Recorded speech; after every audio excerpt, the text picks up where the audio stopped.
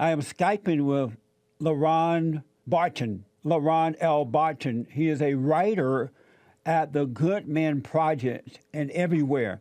He's the author of 2 books, Straight Dope and All We Really Need Is Love. His website is LeRonBarton.com. He wrote a very interesting article. It's called the Good Man Project. Gaslighting, don't do it. And I wanted to talk to him about gaslighting. I had not heard of that term until this morning when I met with my producer, so it's going to be interesting. LeRon, welcome to the show, sir. Thanks for coming on. Thank you for having me, Jesse. I really appreciate it. You're welcome. You lived in Kansas City, Missouri for a while, and now you're living in San Francisco. Is that right? That is correct, sir. Okay. And you have a term called, or first tell us about the Good Man Project. What's that about? Okay. So the Good Men Project is a website that is just dedicated to hosting voices of different men from all walks of life. Different men of races, faiths, sexual orientation, economic status, and so forth. And the mission is to give men a platform to talk about things that they may not be able to talk about, or things that they may be kind of uneasy to talk about. I mean, for me, society does not permit men to be vulnerable, to talk about very emotional and or tough things, because we always have to be this strong masculine man, and we can never show weakness. And so the great thing about the Good Men is that this just brings men from all around the world to discuss on how we can be better men to ourselves, to our partners, to our children, and to the world. You said that society. I'm sorry, Jesse. I just lost you. I can't hear you. Oh, okay. Okay. Do you hear me now? Yes, sir. Okay. You said society doesn't allow men to be vulnerable and show their emotions? I believe so, yes. I mean, why do you think whenever a man starts to cry, or when men start to show some kind of vulnerability, we're called soft, or the term, you need to man up. And that's, I mean, it's very it stunts our growth emotionally. Oh. And I mean, a man shouldn't be defined just by his masculine strength, or just, traits like that. I mean, men come in all shapes, sizes, colors and dispositions. Do you show your vulnerability and emotions? Yeah, so it's funny, like, I just lost a friend about 2 weeks ago to a plane crash.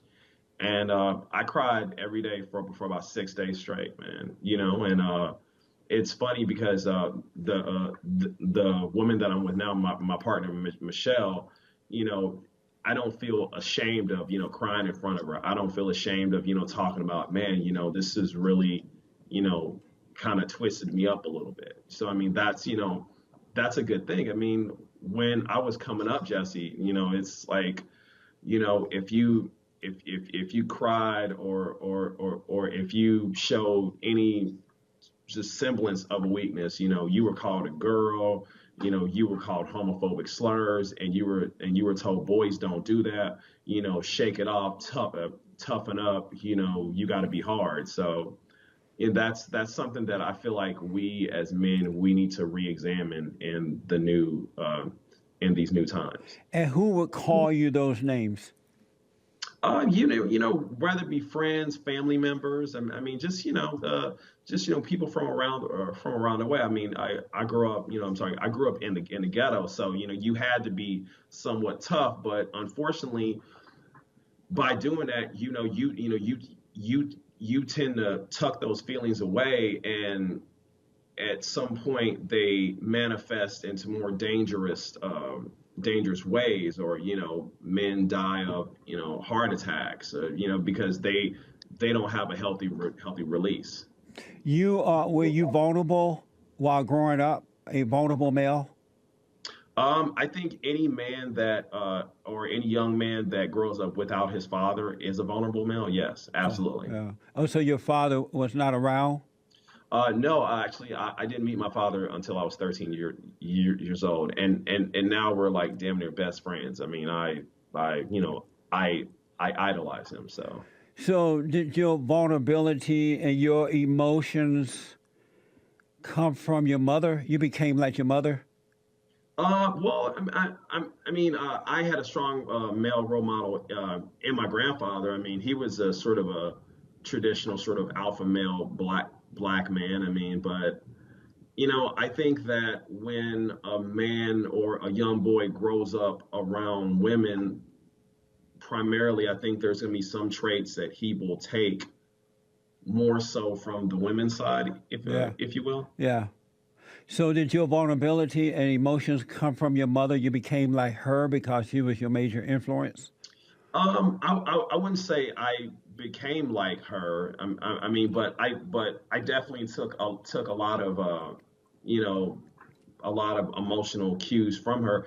I mean, again, man, like I think that that whenever you don't have a primary man in in the house, you don't know how to act like a man. Right. You know.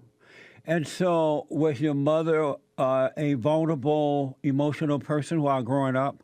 No, actually, like my mother, she's a very strong woman. I mean, she's very intelligent, very headstrong. Very logical. In a lot of ways, especially in like problem solving and attacking situations. What do you mean by headstrong? Yeah. When you say she was headstrong, what do you mean by that? Well, I mean, in a sense of, how a lot of women are sort of, they would defer to a man, they would, they would allow the man to make decisions. I mean, so she was so she was a woman that was raising two children by herself. So, I mean, she had to be tough. She had to learn how to, speak up. Like growing up, I saw a lot of women didn't have voices. They would say, "Oh, well, this is the man's place." Whenever we talk about politics, that's what the men talk about. Women we should be concerned with cooking and fashion. But I mean, she was and still is a very worldly person. Is she a dominating person? No, no, Not no, not at dominating? all. When you say strong, normally does that mean that the woman is dominating? Well, I think that when we talk about strength with women, see, it's very interesting because when we talk about strength with men, it's okay. Well, that's what a man's supposed to be. Hold I'm that sorry. thought. Let me take a break. I'm sorry to hear about your friend that was killed in Yeah. the plane crash. Thank you. Were you really close to him? Her. It's Or funny. Like she and I, we met while we were backpacking throughout Central America, and it's one of those things where it's like there's certain people in your life that you meet, and it's just an automatic, connection, an automatic bond, and we traveled through Costa Rica and through Nicaragua together, and it was along with another friend, my friend Andy Cochran. And An was one of those people. She has so many goals, and she was so driven. And just to see her cut down like that, I mean, it's yeah, really, yeah. I yeah. I'm just sorry about that, man. Thanks, Um, man. you said you have a partner now, right? Yes, sir. Are you married to the partner? No, actually, she wants me to get that ring. So I Uh, mean, that's definitely a conversation that we have on a daily basis. if you like what you see, put a ring on it. Yeah, That's what Beyonce absolutely. said. So is this partner a drag queen or a real woman? uh, Jesse, she's a heterosexual woman. Oh, Yeah. okay. Whenever I hear the term partner, it make me think of same-sex folks. Right. They want to use normally men and women say my fiance or my wife or my girlfriend. Right. Well, I mean, I'm 38 years old, so I think I'm kind of like a little too old to be saying girlfriend, and we haven't made it to the fiance stage yet. So, I'm gonna say like my partner. Okay.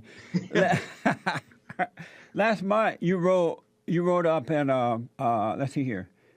Let's get it right. Last month you woke up in a great mood, got dressed up, then got racially profiled walking by a white couple, Right. and it got you down. And you wrote about this on Facebook. Some people questioned whether it was because you were black. You call that gaslighting. So before you answer that question, respond to that, tell us exactly what gaslighting is. So gaslighting is a term. It's a form of denial and manipulation. Let's uh, let's say you and I we're having a conversation, Jesse, and you tell me, man, I was a victim of racism. These police pulled me over for no reason. They searched my car. They just treated me like I was an animal, and I'm so frustrated. And so what I would do is I would say, well, are you sure it was because you were black? Maybe you were driving erratically. Maybe the cops had a quota. Maybe you looked like you were up to no good. So what it is it's almost refuting your experience. It's just basically saying, you know what, like it's stop that. It's something else. If a woman comes and tells you, this guy, he was, I felt like I was being sexually harassed, and if you say, oh, come on, maybe it was just flirting. Maybe you were wearing something a bit more suggestive. Maybe you were doing things to make him react like that. So Right. it's almost placing the blame directly on you and just discrediting your life experience. So gaslighting, in short, is when a person has an experience, they go through something, they tell someone else about it, and if the person questions that in any form, that's what gaslighting is, right? Well, no, like not so much questioning, Jesse, but in a sense, just just totally denies what that person is going through, and offers just a totally different explanation. And I mean, what it is it's essentially telling me that I know your life experience better than you know it. When, for example, being a black man in America, I'm treated like the N word at least twice a day. Who treats you that So, way? oh, I mean, it's just everyday examples.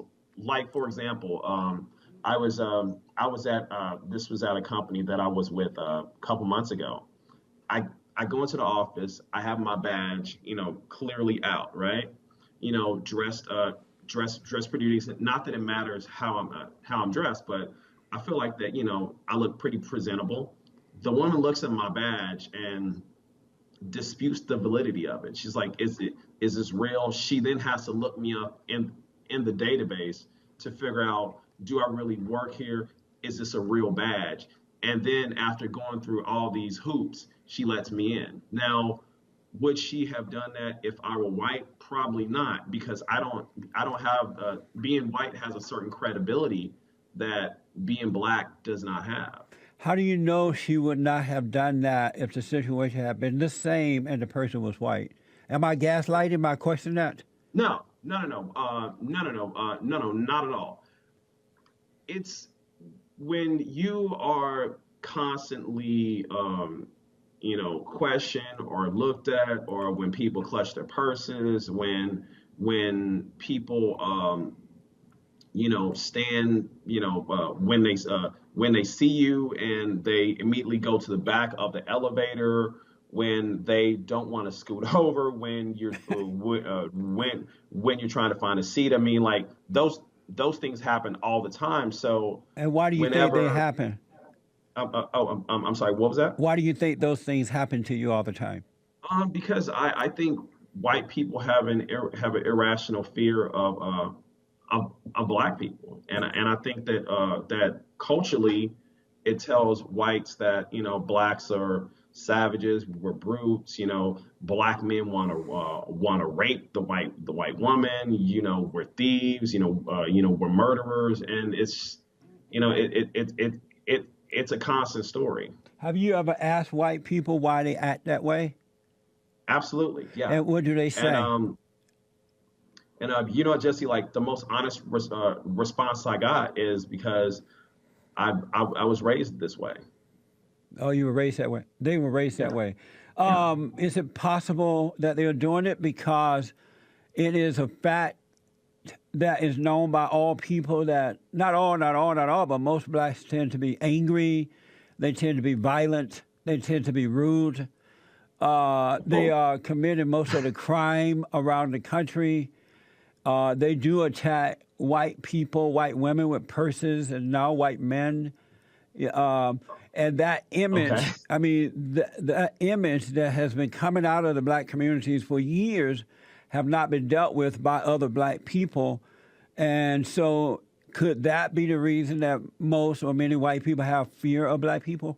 Because they Well, I don't mean, know Jesse, which one is Jesse, bad or good. so if we were to base, past history, like past historical, sort of actions, then I believe that black people should be weary of white people every day in our entire lives. I mean, let me address a couple things that But you it's not said. the You said past. for It's not one, past. It's black happening people. now. I'm sorry, Jesse. I can't hear you. It's not the past. It's happening now, today. You just had the knockout games. You have black people attacking, killing cops, Okay. disobeying them. They're still. It's not the past. It's the present as well. Okay, all right. Okay. So first off, we live in a system of Hold that racism, thought. white Hold that supremacy. thought. Hold Right. that thought. We'll come back and pick up with that. Okay, LeRon, how can people get your books? Okay. People can go to Amazon.com. You can also go to my website. That's LeRonBarton.com. Okay, so you were commenting on the fact that we were talking about how white people are afraid of black people, Right. and I can see why they're afraid because blacks have not raised their children properly. Okay. They're having these babies out of wedlock, and they hate white people. They're robbing, and not all blacks, but because so many are doing it, we saw the knockout games. White people, they're not comfortable around most black people because they don't know if you're one of those angry, out of control blacks or Okay. not. All right.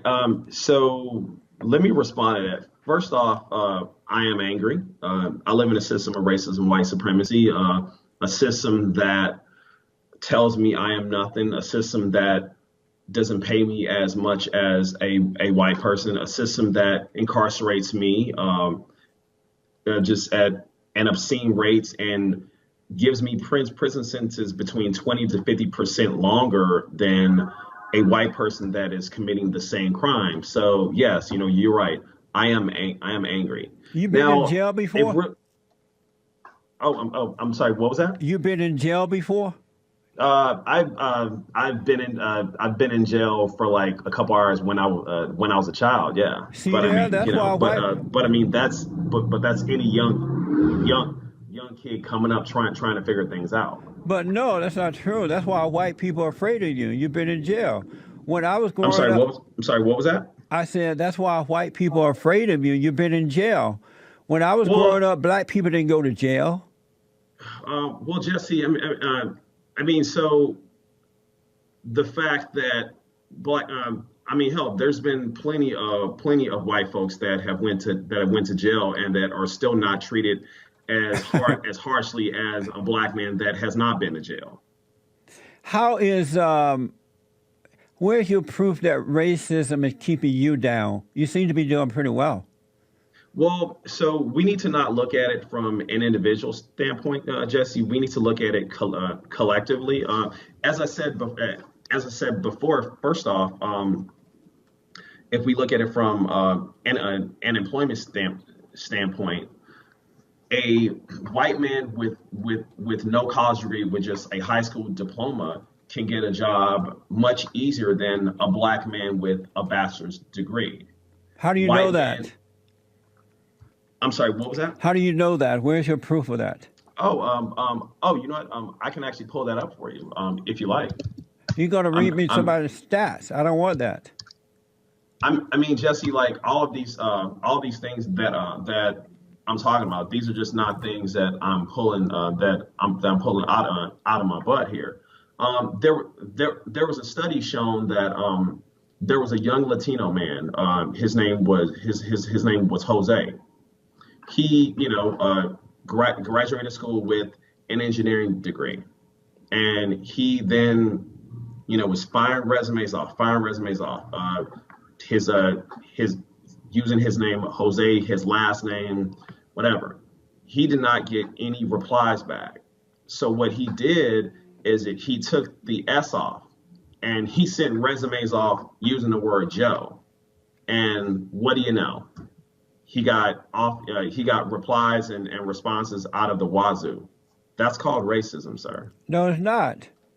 Oh, okay. So you mean to tell me that Jose has had the same qualifications, but he took an S off, and so now he is more attractive because he has a traditional, I guess, Anglo-Saxon Caucasian name. No, what it is that these studies have ignored the fact that blacks and Hispanics have created a bad reputation for themselves. And now you have companies, whether they are black or white or even Hispanic, who are cautious in hiring these people because of their reputation. And when you own a business, you want people with good attitudes who can work together, Okay. who work hard. And So you mean to tell and me that blacks it's and okay Hispanics. to discriminate because of someone's name, because you may think that that they are black or of Latino heritage? I mean, you're pretty much explaining racism right there. No, it's called assessment, and Assess assessment. it Okay, and that's it's very interesting. Again, Jesse, this person did not change anything from his resume. The only thing he did was he dropped the S from his name. because the blacks and Hispanics have not done anything about what's happening in their own communities, and then they tend to be born out of wedlock and a bunch of crap. It's unfortunate that sometimes the good suffer with the bad. So you might be a good guy. Jose might be a good guy, but because majority of the people are out of control, and you guys haven't done anything about it, you may have to suffer with the good. You know what I want to do? We have some calls for you, but I want Absolutely. to. You wrote about you got woke up one morning. You were in a great mood. You got dressed up. You were walking down the road, and you ran into a white couple, and you believe that they racially profiled you Ab- while walking Absolutely. by, and when they did that, it brought you down. Right. Absolutely. How do you know that they were racially profiling you? So let's think about this. I'm walking down the street. I'm not the only person walking on the street. It's 8:30 in the morning. There's white men walking past this couple in suits as well as white skateboarders, right? Right. I'm walking down the street. I'm sharply dressed, and so all of a sudden, the young white gentleman sees me, and he buckles his partner's purse. I mean, like bag, purse, whatever up, and he immediately starts to walk behind her. This is something that I, along with other non-white people, face on a daily basis. So I I know it when I see it. And the fact that you could be wrong, I'm saying that you could be wrong, that's what gaslighting is, right? Maybe you saw Well, the I mean, wrong like, thing. So I'm why would gaslighting you? you. But My question is to you, Jesse, as a black person, why would you think that I would be wrong, though? I'll tell you when I come back. Very good Absolutely, question. do it. Okay. Right. Blacks committed more than 10 times as many robberies against whites as whites committed against blacks. Therefore, blacks were more than 47 times as likely per capita to rob whites as whites were to rob blacks. Blacks, Jesse, where are you getting these stats from? I'm about to tell you in a minute. The National Review. I'm about to tell you in a minute. Let me finish and then I'll tell you. Let's see. Therefore, blacks were more than 47 times as likely per capita to rob whites as whites were to rob blacks. Blacks robbed one another 3 times as often per capita as whites robbed other whites. This is from the Criminal Victimization Survey 2008, Department of Justice, Bureau of Justice Statistics. Okay. So, and in 2012, black youth were 10 times as likely to be arrested for robbery as whites. This is according to the department, the DOJ, Officer of Juvenile Justice and Delinquency Prevention. And this happened under Barack Obama. So my point is, Sure. when I'm walking down the road and a white woman see me coming and she hold her purse and seem a little nervous, I understand why she's doing that. And so I don't take it personally because I know that we as black people have allowed black people to go out of control, out of wedlock children. The average black is angry. They hate white folks. And so because that has not been dealt with, a person like me have to endure that. And it's not the white person's problem or fault. It's the black people problem. Okay, Jesse.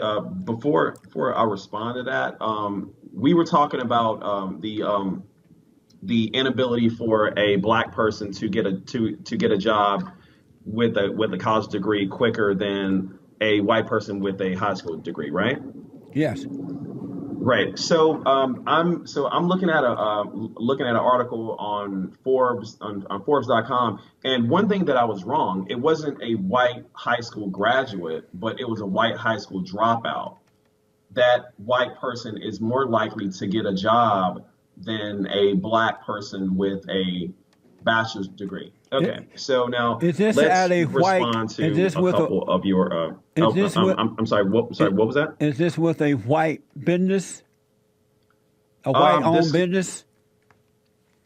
So the white. All right. I'm sorry. I didn't hear what you just said. Is this happening with white-owned companies? White people who create their own businesses, their companies? Well, I mean, we're talking about like Fortune 500 companies. We're talking about Walmarts. We're talking about mom and pop shops. We're talking about startups. We're just talking about business in general. That's amazing. What I want to take some calls, and we're running out of time. Sure. So I want you to come back, though. I want you to come back. Absolutely. I would love to come back. You said something early in the conversation that you and there are other males or men out there who are emotional and vulnerable. So we're going back to that. Yeah. But I happen to know for a fact, and without a doubt, a male who is emotional and or vulnerable is a female. That's not the nature of a man. No. So that's how women act. I think that's very sexist, and I think that's very that's honestly, lack of a better terms, very ancient and old. We need to reassess what a man is. I mean, it's okay for a man to say, you know what, I'm feeling really weak right now. I'm not feeling very sure of myself. So I'm pretty sure that my response people would like be, Martin Luther King did that. My response would be, you're feeling like a woman. You need to get over it. Forgive your mother. I don't have any animus towards my mother. But you do. You just don't realize it. That's why you became vulnerable and emotional. You became like her because at some point you were angry at her, and as you know, you become like who you're angry at. You take on their identity because you were not born feeling like a woman. I don't feel like a woman. Wow, it's a lot of misogyny here. JC, let me ask you a question. That's not misogyny. That's a truth. What is a man in your opinion? A man is someone who loves what's right with all his heart, soul, and might. He lived by that, and he protect and guide his wife and family in the same manner with perfect love. He's not vulnerable and emotional to the issues of life. That's why he has to be strong. He's naturally created to be strong in order to protect his family. If he's vulnerable like his wife and children, then there's no protection for the family. So you're saying that a man has to be strong all the time? He can't help but be strong. His nature, his foundation is solid. It's built, his foundation is the same foundation as his father, his creator. Jesse, you know this and I know this. Strength varies from day to day. So there are going to be times where your best is just not going to be good enough, man. No, weakness varies from day to day. Strength is always the same. Man, wow, that's like you're using words like sexy. Now I understand what the term toxic masculinity is, man. Thank you so much. You're using words like sexist and misogynist. Those are liberal female words. Those words should not even be coming out of your mouth if you're a real man. I think those are real terms, man. I know, but they're terms look, to this. At the end of the day, a man cannot live up to this archetype of a John Henry. Not every man is a Jim Brown. But there are going to be men that are like Donald Trump. There are going to be. I'm sorry, what was that? Like Donald Trump. He is an excellent example of what a real man is. Donald Trump is a horrible example of what a man is. Back in a moment. LeRon, I'm going to have you back next week. You're so interesting to me. Man, this has been a really interesting conversation. I definitely want to come back because there's a lot of points that I want to refute. Like, I just think that we're not looking at. I'm sorry, hold that thought. We're running out of time, so I want to come back. I'm going to bring you back next week and we'll pick up. I want to get some calls in. Let's do it. You have a white girlfriend or black? She's actually a Latina. Have you ever dated a black girl? Yes, I have. Okay. Lord have mercy. Jesse, no, I'm kidding. Are you saying something negative about black women? No, I'm saying something true about them. But let's go to Paul, first time caller in New York. Paul, thank you for holding. You're on the air. Paul, what's up? Hey, how are you? Good. You're a new intern by Xylon. He's awesome. I followed his whole career so far. He's awesome. Who is that? You're a new intern? I followed his whole career. He's great. Oh, yeah. He's on our team now. Yes, he's awesome. Yes. Is that it? Yeah. No. The question, his Facebook question was if cops treat black people differently or if they treat them better. I don't think that's it. I don't think they treat them better or do more for them at all. The question is, do cops do more for black? Yes. More for the black? No, I don't think they do more. No, why not? They do. I don't think they do more. I just think they have to be extra cautious because if, in the middle of arresting a non-white, let's say, alleged criminal, if God forbid, let's say they sprain a wrist of somebody, that's going to be all over the evening news as racism. Oh, I see. So I don't think, you know what I'm saying? I don't think it's that they're criminal. doing more for them. He said they have to be extra cautious. LeRon, how you respond? He said that the cops have to be a little more careful in the black community because they are being accused of alleged racism. Well, how about cops treat black people the way that they treat white people? For some reason, there's no white Alton Sterling. There's no white Filio Castile. There's no white Terrence Crutcher. So, all of these incidents, there's a culture within the police department that looks at black people as criminal. And, to me, there are no good cops. But black people white people don't act like black folks act when they're stopped by cops. Not most of them, but most blacks act out. You know what, guys? And Christine and others out of time. LeRon, we're going to have you back next week. Let's do it. Okay, buddy. Thank you. All right. Thanks for calling us. I appreciate it. We're out of time. Have a good day. Back tomorrow.